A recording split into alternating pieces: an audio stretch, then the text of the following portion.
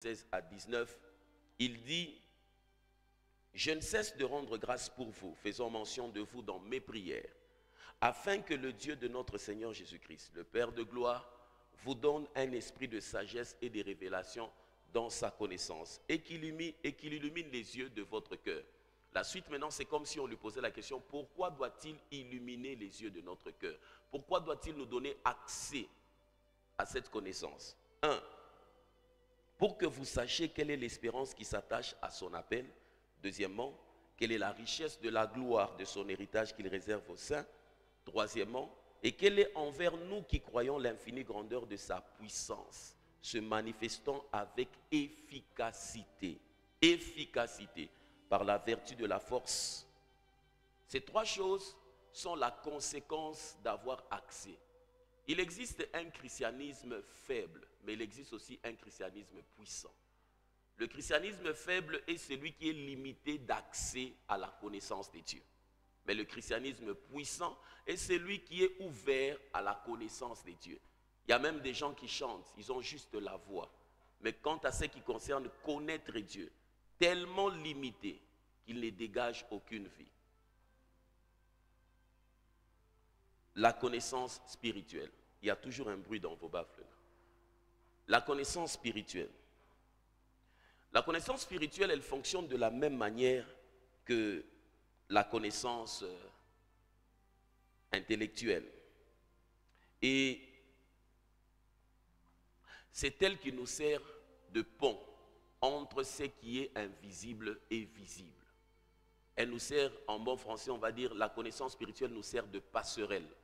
Elle permet à ce que les choses quittent l'invisible et qui viennent dans le visible. Tout ce que tu n'as pas su matérialiser, mais qui existe en termes de promesses dans la Bible, pour que ça puisse quitter de là vers toi, il faut une connaissance. La connaissance est comme l'industrie de transformation des réalités spirituelles en réalité physique. Tu continues à en tourner en rond. Tous les domaines de ta vie dans lesquels tu te poses des questions sont liés à l'ignorance de ce que Dieu prévoit pour toi dans ce domaine-là. Le jour où tu découvres cela, tu quittes de là et tu vas ici.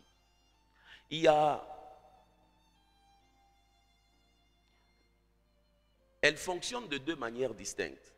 Quand quelqu'un a la connaissance spirituelle, la première des choses, elle nous permet de voir dans le monde spirituel. Tes yeux s'ouvrent. La connaissance spirituelle ouvre tes yeux.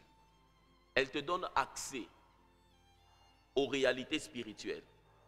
C'est ainsi que certains chrétiens, quand ils parlent des anges, c'est pour eux une réalité lointaine. Quand ils parlent de la puissance, quand ils parlent de la gloire, l'esprit de ceux qui ont la connaissance a une certaine manière imagée de ces choses, parce que son esprit a expérimenté ces réalités. La connaissance permet d'abord de voir dans le monde spirituel.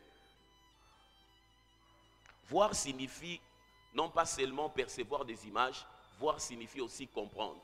Dans le monde spirituel, celui qui voit comprend. Mais celui qui ne voit pas ignore. La vue dans le monde spirituel joue le rôle d'accès à l'image, mais aussi de compréhension. Quand quelqu'un voit, il comprend. Il comprend. Et la deuxième chose, la manière dont ça fonctionne, quand tu vois, la connaissance permet à ce que tu puisses maintenant prendre part aux choses spirituelles que nous voyons. C'est-à-dire ceci, par exemple, quand tu découvres que la guérison existe. Dès que tu découvres que la guérison existe, tu commences à comprendre que Dieu guérit. Là, tu es en train de voir. Ainsi, tu peux participer aussi à la guérison. Tu peux la vivre et faire vivre aux autres personnes. Les choses que tu ne vis pas, c'est impossible de faire vivre aux autres personnes. Quand tu vis des choses, ça développe en toi une sémence et ça te donne mandat d'autorité. Ce mandat d'autorité te permet de le faire expérimenter aussi aux autres personnes. Ainsi, quand le diable limite votre connaissance spirituelle, c'est parce qu'il ne veut pas que vous puissiez voir et participer aux réalités spirituelles. Lis-moi 2 Pierre 1, 3 à 4. 2 Pierre 1, 3 à 4. Comme sa divine puissance nous a donné tout ce qui contribue à la vie et à la piété, au moyen de la connaissance de celui qui nous a appelés par sa propre gloire et par sa vertu, lesquels nous assurent de sa part les plus grandes et les plus précieuses promesses, afin que par elles vous deveniez participants de la nature divine, en fouillant la corruption qui existe dans le monde par la convoitise. Comme sa divine puissance nous a donné tout ce qui contribue à la vie et à la piété, au moyen de la connaissance de celui qui nous a appelés par sa propre gloire et par jusque-là, au moyen de la connaissance, comme sa divine puissance, nous avons accès à toutes les réalités de Dieu au travers de la connaissance. Quand un chrétien est ignorant, il aura une Bible. On a beaucoup juste des prières en langue dans des églises, mais ce sont des ignorants spirituels. C'est ainsi que leur vie tourne en rond. Ils n'arrivent pas à avoir des enfants, ils n'arrivent pas à percer financièrement, ils n'arrivent pas à marier, et il ne fait que rompre des fiançailles. Il perd l'argent, il n'a aucune autorité, mais il pia. Tu sens qu'au niveau de son esprit, il n'y a aucune lumière. Et des choses pareilles, tu dois t'enfermer pour prier, non pas chercher l'onction, mais chercher l'illumination, l'accès à la connaissance. Comme sa divine puissance nous a donné tout ce qui contribue à la vie et à la piété. À la vie et à la piété. La vie, c'est-à-dire le physique. La piété signifie le spirituel. Donc la Bible dit que la connaissance de Dieu a de l'impact sur notre mode de vie physique et notre mode de vie spirituel. Dis-moi ça dans français courant.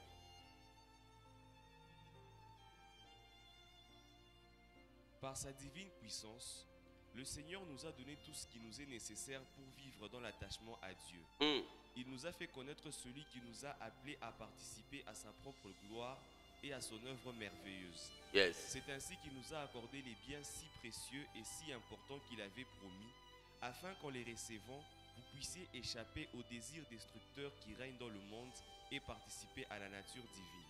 Très important. Il y a des réalités qui existent pour toi. Il y a des choses qui existent pour toi dans le monde spirituel. Et de ce côté, il y a les manifestations que tu dois avoir. Mais entre ces réalités et les manifestations, il y a la connaissance spirituelle que tu dois avoir. Elle ouvre tout ce qu'il faut. Quand tu sens que tu es chrétien, que tu te bats dans un domaine, commence à dire à Dieu, donne-moi accès à la lumière de ce domaine-là, à la lumière dans les finances, à la lumière. Et c'est comme ça que j'ai dit que la connaissance vous ouvre les yeux et la connaissance permet à ce que vous puissiez avoir part à ces réalités. Avoir part signifie aussi expérimenter. Et quand tu commences à expérimenter une réalité spirituelle, tu peux la manifester. Les manifestations sont conséquences de l'expérimentation. Quand tu expérimentes le parler en langue de manière profonde, pour savoir que c'est une réalité dans laquelle tu as une onction, il faudrait que tu sois capable de faire vivre à d'autres personnes le baptême du Saint-Esprit. Il faudrait que tu sois capable de communiquer aux autres la guérison. Tu ne peux pas dire que tu as l'autorité quand tu n'as jamais chassé un démon. Ta vie chrétienne, elle est douteuse. Les réalités spirituelles ne se proclament pas. Les réalités spirituelles s'éprouvent par leur manifestation. Ce que tu as, tu as. Ce que tu n'as pas, tu n'as pas. Il y a beaucoup de chrétiens qui ont des slogans. Ce ne sont même pas des déclarations de foi. Ce sont juste des slogans. Psaume 107, le verset 20. Et beaucoup de parents doivent revoir l'état de leur vie chrétienne. Parce que la foi des enfants va en souffrir. N'ayant rien expérimenté avec Dieu, ils ne peuvent pas transmettre quelque chose de viable et de palpable. Psaume 107, 20. Il envoya sa parole et les guérit. Il les fit échapper de la fosse. Il envoya quoi? Sa parole. En d'autres termes, il envoya sa connaissance. La guérison, ne la prenez pas seulement sur le plan physique. La guérison veut dire le rétablissement de tout ce qui ne va pas bien. Quand quelqu'un est visité financièrement, c'est une forme de guérison.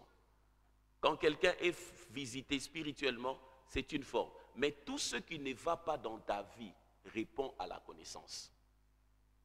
Tout ce qui ne va pas dans ta vie répond à la connaissance. C'est comme ça que quelqu'un peut venir pendant 3 semaines dans un auditoire où on l'enseigne chaque jour. Il aura des délivrances impossibles. Par rapport à celui à qui on impose les mains, il tombe. On impose les mains, il tombe. L'onction sans connaissance ne produira pas de résultats. Parce qu'elle ne va pas rencontrer la foi qui va permettre à ce que cette puissance se transforme dans une réalité palpable. Avant de libérer l'onction, il est impératif d'enseigner. Quand tu sens que tu as une barrière dans ta vie, étudie la Bible et prie pour accéder à la compréhension spirituelle. Dès que c'est déclenché, les autres réalités vont se manifester.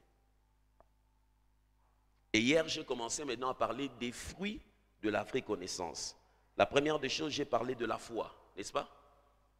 La foi est le fruit de la vraie connaissance. Quand tu sens que tu as une vie qui doute, tu es douteux et tu es peureux. Le doute et la peur sont les expressions de manque de foi. Les gens qui vivent dans la peur, il y a des gens par exemple qui ont remarqué que dans leur famille, il y a une réalité qui fait à ce que les gens meurent, ou les gens divorcent, ou les gens n'ont pas d'enfants. Et lui maintenant, quand il est en train de s'approcher au moment de vivre cette réalité, il a peur. Il s'est dit que chez nous, quand on entre dans le mariage, les gens finissent par divorcer. Chez nous, quand on a de l'argent, on finit par mourir. Dès qu'au-dedans de toi, il y a le sentiment du doute et de la peur, tu as cédé la place à autre chose. Ce n'est plus la foi. Parce que la Bible dit dans Jacques chapitre 1, le verset 6 à 7, « Quelqu'un parmi vous a-t-il besoin de la sagesse? Qu'il la demande, qu'il le fasse avec foi, sans douter. » Pourquoi? Parce que celui qui doute est semblable au flot agité de la mer. Qu'un tel homme ne s'imagine pas qu'il recevra quoi que ce soit de la part du Seigneur, il est irrésolu et inconstant dans toutes ses voies. Le doute tue la foi. Mais pour que ta foi reste solide, tu dois la nourrir. La foi ne grandit pas par la vie de prière. La foi grandit par l'étude de la parole de Dieu. Et la prière qui fait fortifier votre foi, c'est la prière en langue. Mais quand tu pries en langue, sans soubassement des écrits de compréhension, c'est une faiblesse que tu vas développer. C'est comme si tu es en train de déverser de l'eau, mais sans une bouteille. Il n'y aura pas canalisation de cette puissance.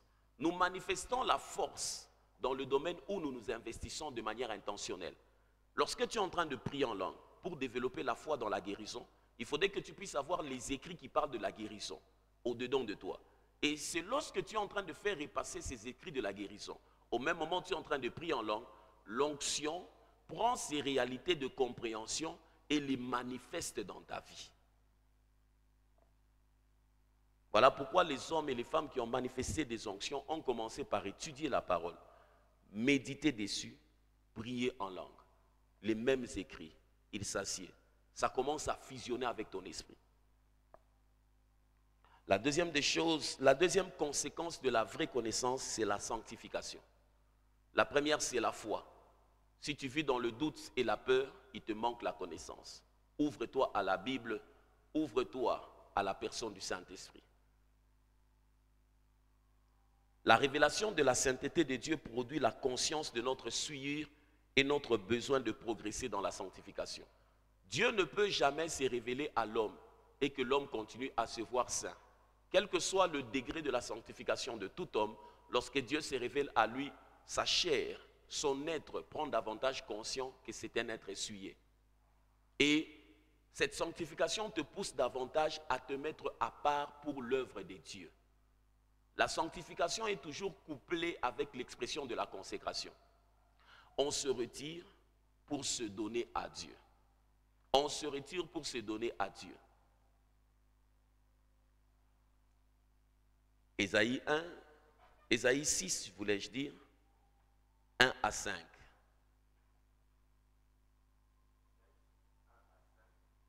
L'année de la mort du roi Osias, je vis le Seigneur assis sur un trône très élevé, et les pans de sa robe remplissaient le temple. Yes. Des séraphins s'éteignaient au-dessus de lui. Ils avaient chacun 6 ailes. deux dont ils se couvraient la face, deux dont ils se couvraient les pieds, et deux dont ils se servaient pour voler. Ils criaient l'un à l'autre et disaient, Saint, Saint, Saint est l'Éternel des armées, toute la terre est pleine de sa gloire. Les portes furent ébranlées dans leur fondement par la voix qui retentissait, et la maison se remplit de fumée. Alors je dis, malheur à moi, je suis perdu, car je suis un homme dont les lèvres sont impures, j'habite au milieu d'un peuple dont les lèvres sont impures, et mes yeux ont vu le roi, l'Éternel des armées. Mais l'un des séraphins vola vers moi, tenant à la main une pierre ardente qu'il avait prise sur l'autel avec des pincettes. Quand tu regardes, c'est l'image de comment la connaissance spirituelle fonctionne. Il dit, l'année de la mort du roi Osias, j'ai vu le Seigneur assis sur le trône. Si tu vois, sans que tu puisses participer à cette réalité, c'est inutile. Mais la Bible dit, quand j'ai vu, je me suis rendu compte de ma sainteté, de ma souillure. J'ai dit, malheur à moi, malheur à moi. L'accès à la connaissance fait à ce que nous puissions participer aux réalités que nous voyons, que nous puissions les vivre. Et puis maintenant, nous pouvons expérimenter des choses. Un ange a quitté du trône pour prendre une braise et mettre sur sa bouche. Une connaissance qui ne nous ouvre pas à une expérience avec Dieu est inutile. Dieu ne nous donne pas accès à des connaissances pour nous remplir d'orgueil. La connaissance, c'est une invitation à la transformation de vie. Quand Dieu t'ouvre à une compréhension, c'est parce qu'il veut qu'elle se déverse dans ton esprit, qu'elle affecte ta vie. Dieu peut te donner une nouvelle compréhension de la richesse. Automatiquement, c'est pour que tu puisses vivre et manifester la richesse. Quand Salomon parle avec Dieu, ça ne se limite pas là. Après qu'il sorte, il a manifesté la réalité qu'il a saisie dans le monde spirituel. Dans le monde spirituel, il a parlé de la richesse. Dans le physique, la richesse se matérialise. Ésaïe voit la sainteté, il se rend compte, il fait un pas dans sa vie de sainteté et de consécration. Dis-moi, qu'est-ce que tu n'arrives pas à matérialiser? La chose que tu n'arrives pas à matérialiser signifie que tu n'as pas encore accédé à ça sur le plan spirituel. Colossiens 1,10 dit ceci, j'aime beaucoup. Colossiens 1,10. Pour marcher d'une manière digne du Seigneur et lui être entièrement agréable, portant des fruits en toutes sortes de bonnes œuvres et croissant par la connaissance de Dieu. Croissant par quoi? La connaissance de Dieu. 1 Pierre 2,2 dit, désirez les lieux purs de la parole afin que vous croissiez. Le diable a limité beaucoup de chrétiens. Parce que de la même manière, pour que les choses précieuses sont toujours soit élevées, soit dans la profondeur. Jamais dans une maison, quelque chose de précieux est à la portée de tout le monde. Soit on le met sur l'étagère, soit on le met quelque part où personne n'a accès. Quand tu grandis, tu as la capacité d'aller vers le haut, prendre certaines choses, et de creuser vers le bas pour prendre certaines choses. À un enfant de 3 ans, si on lui dit qu'il y a sous terre des bonbons, quelle que soit la volonté qu'il a, il ne pourra pas utiliser une bêche pour la creuser parce que la force de sa jeunesse lui empêche cela. Mais lorsqu'il va grandir, il pourra rentrer au même endroit et creuser. C'est ça la puissance de la connaissance. La connaissance te permet de prendre les réalités qui sont loin de toi, en haut comme en bas. C'est-à-dire, elle te permet d'accéder à différentes choses. La Bible dit, croissant par la connaissance de Dieu. Et Paul adresse des reproches aux Corinthiens, leur disant que c'est leur méconnaissance de Dieu qui en est la cause. Quand vous lisez 1 Corinthiens 15, le verset 34.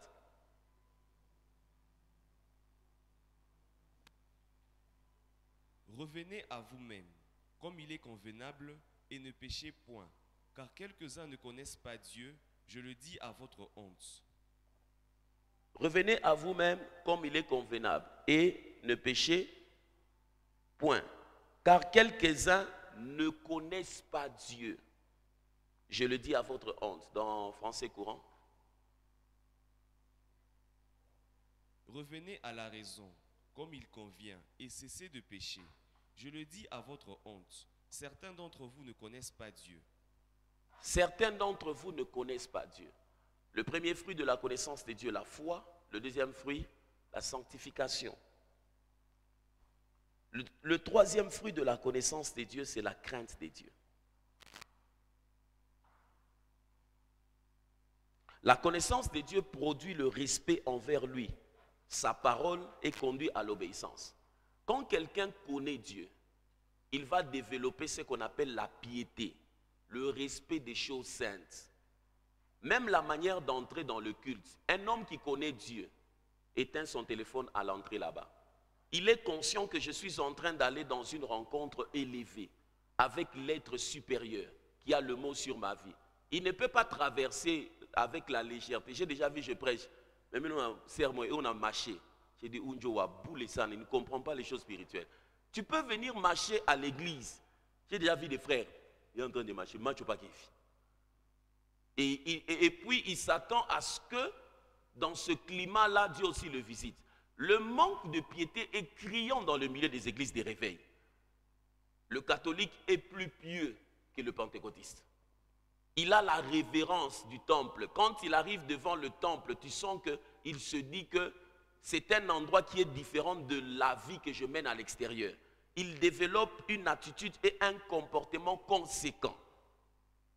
La crainte de Dieu, la connaissance produit le respect de Dieu là et de sa parole.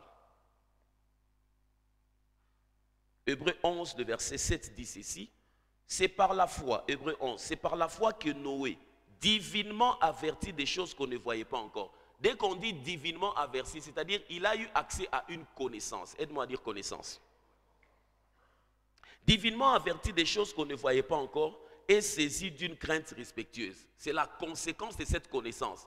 La Bible dit, comme il a eu cette connaissance, directement, il est saisi d'une crainte respectueuse. La suite, construit une arche pour sauver la famille. Les actions sont en train de se compléter. Il connaît Dieu, il craint Dieu et il agit d'une manière qui correspond. Il faudrait que tu sois capable de dire quel est le mode de vie qui démontre que je crains Dieu. Quel est le mode de vie qui démontre que tu crains Dieu? Quand tu es chez les Kassai, tu deviens Kassai. Quand tu es chez les Bahemba, tu deviens Bahemba. Quand tu es dans les fêtes traditionnelles, tu danses très normalement. Quel est le mode de vie qui démontre que tu crains Dieu? Quand quelqu'un te regarde, quand quelqu'un regarde un branamiste, il ne réfléchit pas deux fois, il se dit que c'est un branamiste. Parce qu'en fonction de la connaissance qu'il a, il a développé un mode de vie. Quand quelqu'un regarde un musulman, il se dit que c'est un musulman. En fonction de la connaissance qu'il a, il a développé un mode de vie. Mais toi, on ne sait pas te situer. Il y a l'histoire de la chauve-souris, son cadavre va pourrir en route parce qu'on ne savait pas à qui il appartenait. Quand il est mort, on l'a amené chez les chiens parce que sa bouche était comme les chiens. Les chiens ont dit, oui, il a la bouche comme nous, mais il a des ailes comme les canards. On l'a apporté chez les canards. Les canards ont dit, effectivement, il a des ailes comme les nôtres et des pattes, mais allez d'abord chez les loups parce que nous voyons qu'il a des poils comme les loups. On ne savait pas l'identifier à quelle classe il a pourri en route.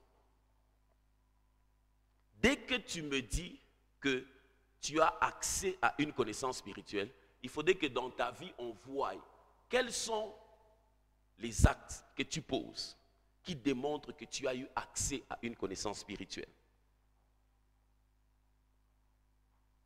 Et il y a un grand besoin actuel de grandir dans la connaissance du Seigneur. Un grand besoin. Tite 1, 16. J'aime ce passage. Peut-être que c'est toi aussi, tu fais semblant, mais tu es un tombeau blanchi. Tout au-dedans de toi démontre que tu n'as rien de Dieu pour Dieu ni avec Dieu. Tite 1, 16. Ils font profession de connaître Dieu, mais ils le renient par leurs œuvres, étant abominables, rebelles et incapables d'aucune bonne œuvre. Prends ça dans français courant. Ils font profession de connaître Dieu. Ils affirment connaître Dieu. Ils affirment connaître Dieu. Non, on connaît Dieu, non, on connaît Dieu. Mais leurs actions prouvent le contraire. Mais leurs actions prouvent le contraire. En d'autres termes, il y a un mode de vie qui démontre que tu connais Dieu. Il y a une manière de vivre, ça ne se discute pas, ça se prouve. Ça se prouve. La connaissance de Dieu n'est pas une information que tu dois nous donner, mais c'est un mode de vie que tu dois manifester. La suite. Ils sont détestables, rebelles et incapables de faire aucune action bonne. La suite. Ils sont détestables, rebelles. La rébellion signifie quoi? L'une des grandes caractéristiques des personnes qui ne connaissent pas Dieu, ils n'ont pas une autorité à laquelle ils rendent compte. La Bible dit ils sont rebelles. Quand on dit que le diable est rebelle, pourquoi dit-on que le diable est rebelle? C'est parce qu'il avait refusé de rester sous l'autorité de Dieu. Dans le domaine de l'esprit, il y a plusieurs lois. Dans mon étude de la vie, il y a au moins 70 lois qui régissent la vie. Mais les deux premières lois qui font c'est que l'esprit d'un homme s'affermit sur la terre, c'est la loi de l'illumination et la loi de la soumission. Jésus, toute sa vie, ne s'est jamais fait appeler Père. Toute la vie de Jésus, il est resté fils, parce que pour que les matériels, les choses dans le monde te soient soumises, il faudrait que tu aies reconnaissance d'une autorité au-dessus de toi. Rien sur la terre ne te sera soumis au-delà de ta capacité à être soumis à l'autorité.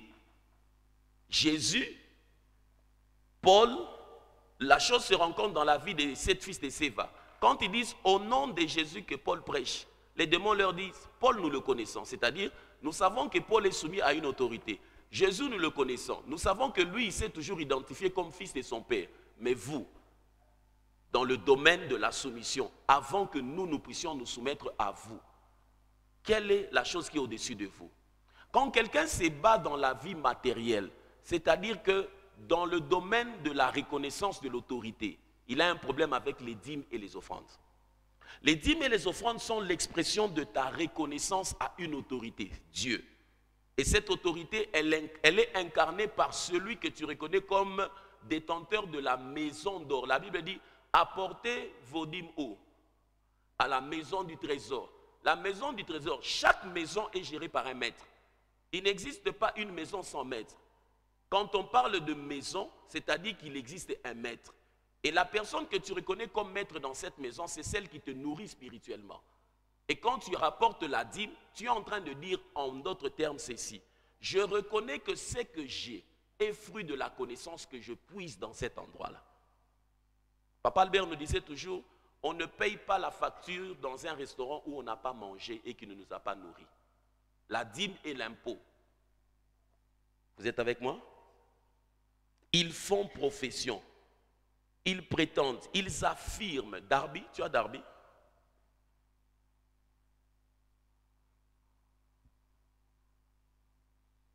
Ils professent connaître Dieu, mais par leurs œuvres ils le renient, étant abominables et désobéissants, et à l'égard de toute bonne œuvre réprouvés. Donc à partir d'aujourd'hui, ne dis pas que tu connais Dieu. Adopte le mode de vie qui va nous faire comprendre que toi tu connais Dieu. La connaissance ne se crie pas, elle se vit. Et votre marche chrétienne est affectée par cette connaissance. L'avant-dernier passage que nous lisons, c'est Colossiens 1, 9 à 11.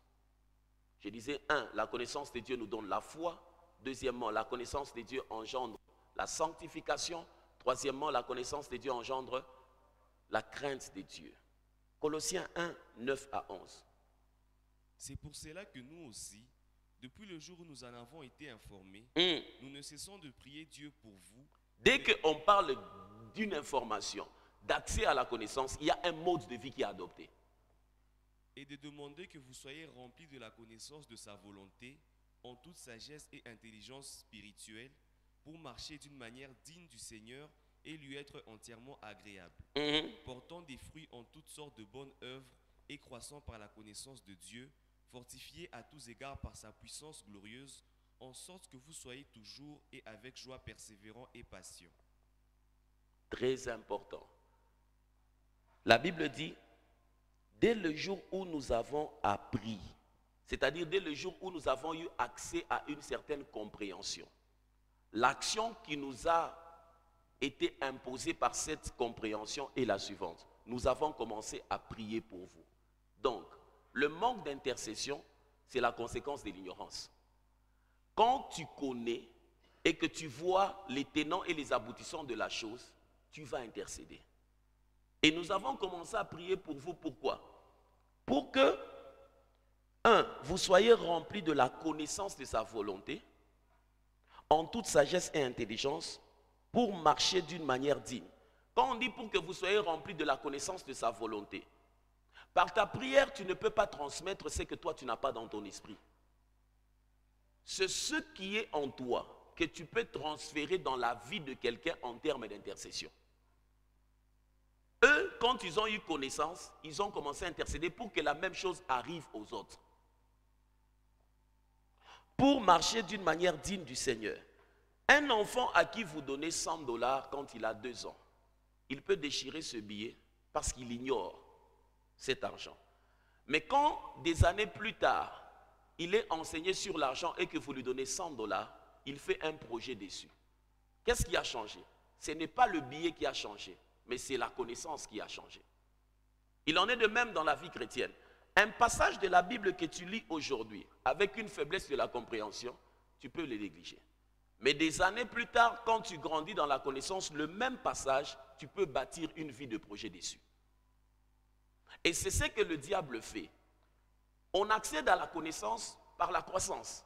Le diable travaille à maintenir les familles dans l'ignorance. Parce qu'il sait qu'un billet de 100 $ dans la main d'un enfant de 2 ans ne va le servir à rien. De la même manière, pour les garder captifs, je dois les garder ignorants. Et la dernière des choses, pour aujourd'hui, la connaissance vous donne accès à l'adoration.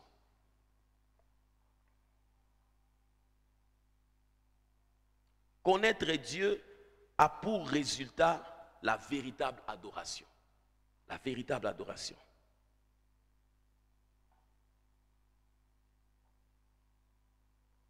Or, j'aime comment les choses se passent dans ce passage.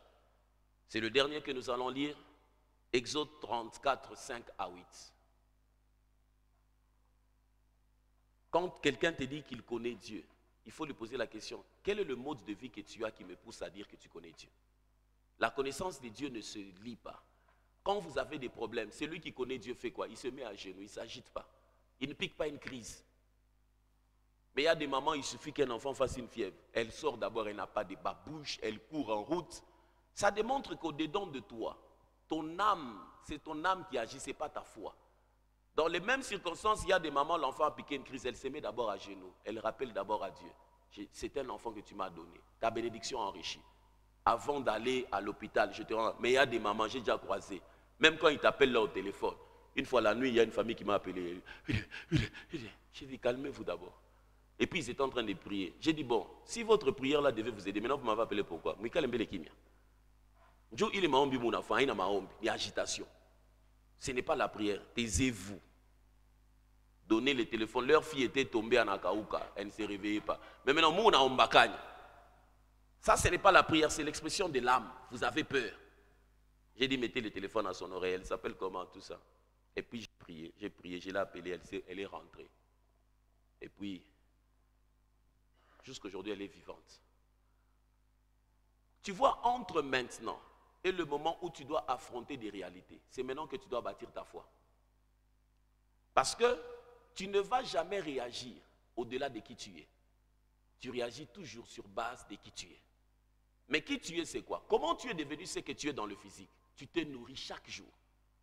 Mais comment veux-tu devenir ce que tu dois être dans le spirituel sans te nourrir? La force dans les mains, les mouvements que tu as, la malnutrition fait à ce que quelqu'un ne vit pas la vie qu'il doit vivre. Lis-moi le passage. L'Éternel descendit dans une nuée, se tint là auprès de lui et proclama le nom de l'Éternel.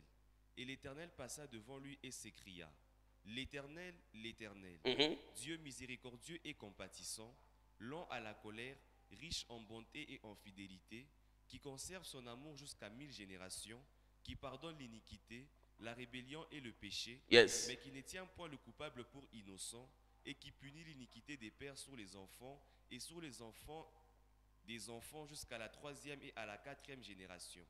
Aussitôt Moïse s'inclina à terre et se prosterna. Tu vois la conséquence? Aussitôt Moïse s'inclina en terre et se prosterna. Il y a des moments quand vous êtes en train de prier dans une salle, tu sens qu'il y a l'onction. Tu sais voir les hommes spirituels. Il ne peut pas commencer. Il y a des gens, il est assis dans les cultes, il a déjà croisé les gens. Tu sens que l'atmosphère dans la salle exige la révérence. Mais son esprit est tellement faible pour comprendre ce qui est en train de se passer. Mais les hommes spirituels n'ont pas besoin d'une indication du modérateur.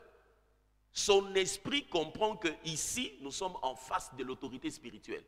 Il peut sortir du banc, se mettre à genoux lui-même. La véritable adoration est la conséquence de la connaissance de Dieu. Alors on va prier ce matin encore avec Éphésiens 1, 16 à 19. Faisez de cette prière un mode de vie. Plus tu pries, plus tu es en train d'atteindre d'autres couches. Et plus tu atteins d'autres couches, tu développeras une autre dimension de manifestation. Vous êtes dans Éphésiens 1, 16 à 19. Éphésiens 1, 16 à 19.